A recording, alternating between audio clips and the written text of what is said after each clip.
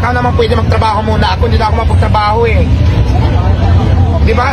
Di ba sabi ko may time naman para sa interview ng vlogging, sa picture. Bigyan nyo naman akong time para makakilos ako sa tindahan ko kasi mas priority sa akin yung tindahan ko. Paano ko yan ma-handle? Kung dyan na lang ako nakaharap sa camera nyo. Tama po ba? Hindi ko na masikaso. Hindi ko alam kung may nangungupit na. Hindi ko alam kung anong kulang. Tama. Every time na pupunta ako dyan, wala. Nandiyan na lang kayo. Gusto nyo kayo nakaharap na lang ako sa camera nyo. Pag hindi kayo pagbigyan, galit kayo. Sasabihin masama ang ugali. Nakapokus ako sa tindahan ko. Tama. Di ba po sana kung maintindihan nyo ako? Naintindihan ko po kayo, supportan nyo po, pasalamat ako doon. Pero kailangan ko lang talagang konti pang unawa nyo. Yung ikot, yung gusto tayo magpapicture. Pero kasi nga, kung sa kamera na lang ako haharap, sa inyo na lang, wala na akong magagawa. Paano ng tindahan ko? Sige nga. Di ba? Yun lang naman yan, hindi naman siguro mahirap pakiusap. Mag-ano tayo, magtulungan, magpagkasamahan. Kasi hindi naman pwede dyan na lang sa camera nyo, wala na akong magagawa. Kayo, kikita kayo sa vlogging nyo, paano ako sa tindahan ko. Di ba?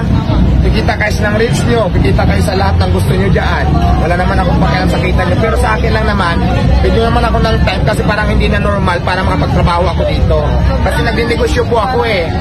Di ba po? Nagninegosyo po ako. Yun lang naman eh.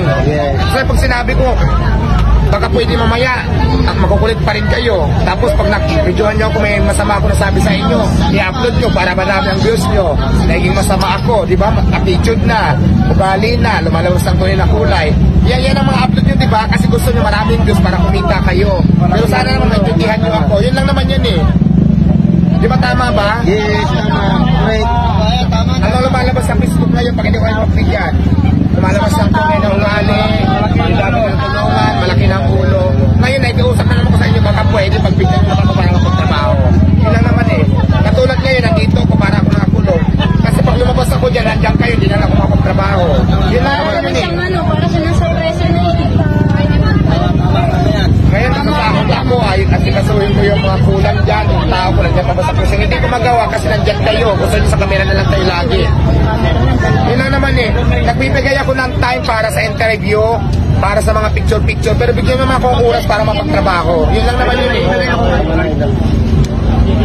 Yun lang naman, maraming salamat. Sige po.